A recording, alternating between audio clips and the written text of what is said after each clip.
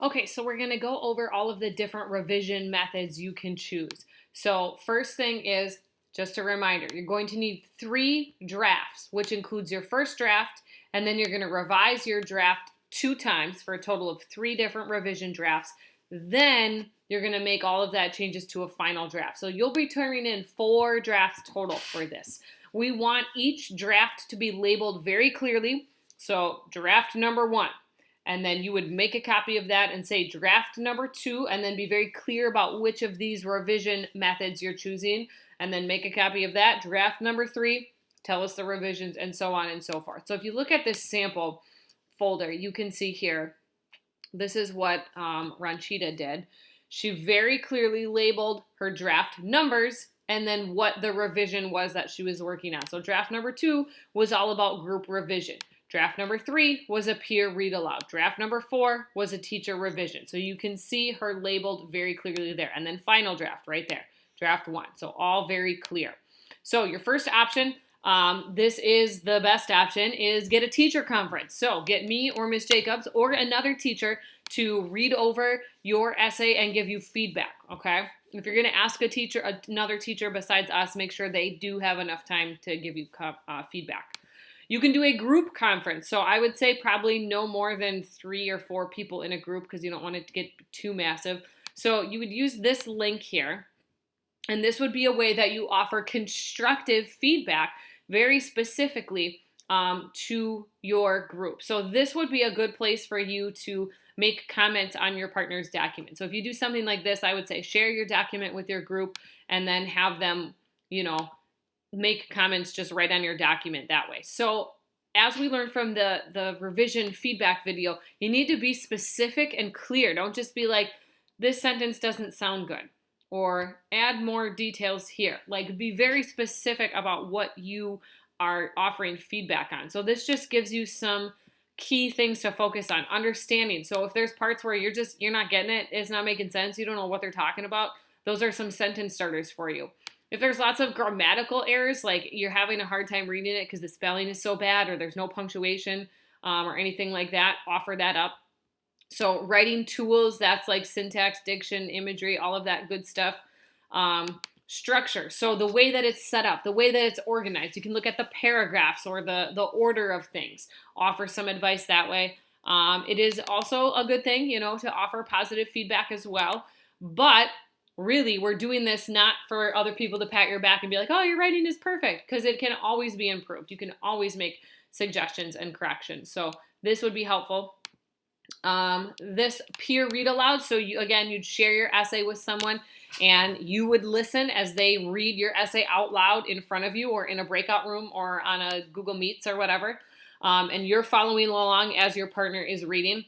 Mark any spots where your partner is reading your essay and they jumble it or they stumble it or it seems difficult for them to continue, because chances are that means that there's something wonky in your writing there. Thank your classmate for reading and then go back and make those changes, make it sound a little better, make it flow a little more smoothly. This website's pretty cool. So if you go here, it's asking you to copy and paste your writing into this little spot here. And then it tests your writing for these certain things. So I'm just going to, copy this little part here so we can do a sampling. Okay, right there. Then you hit run the test. Run the test. What's going on?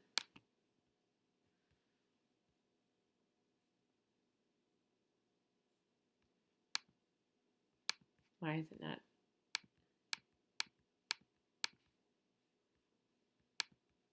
All right. Take the test. That's what we want.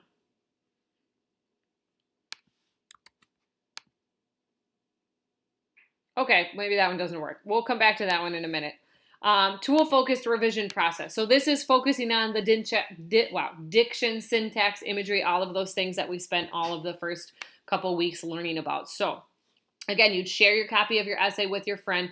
They would go through and leave very specific comments on, okay, where's the part where I want to get to here? So syntax. So they would do some of these things here, like they would underline every single word of every single sentence, or they would circle the punctuation marks that you use to highlight those to you, or they would look through and make sure you remain either in past tense or present tense throughout. So you could do any number of things to help analyze syntax.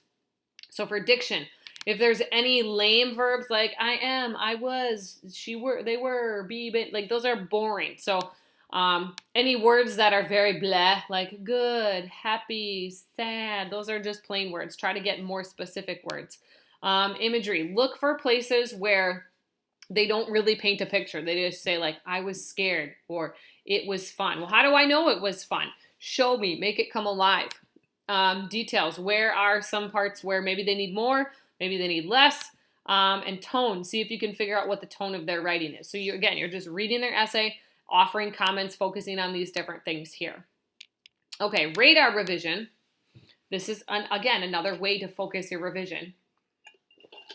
So when you are radaring, you're looking for words to replace. You're looking for words that are not specific, that are overused, sentences that are unclear. So you want to replace, phrases kind of like this.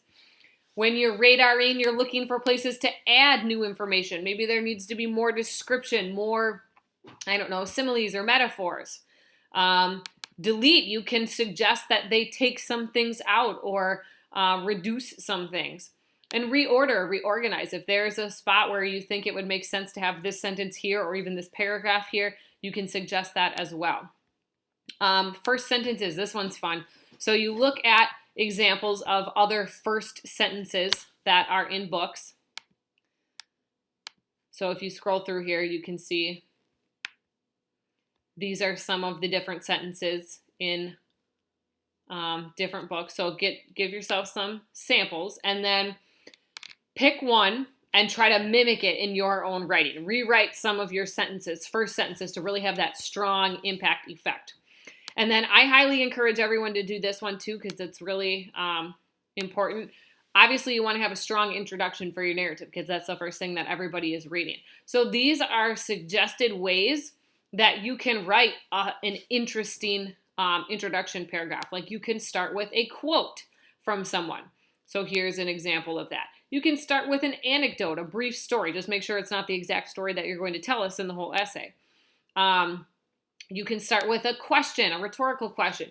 It should be a deeper level question, though, not something like, have you ever tried water skiing? Or have you ever wondered what it would be like to be made fun of in the water when you were trying to water ski? Like you want it to be a deep philosophical question.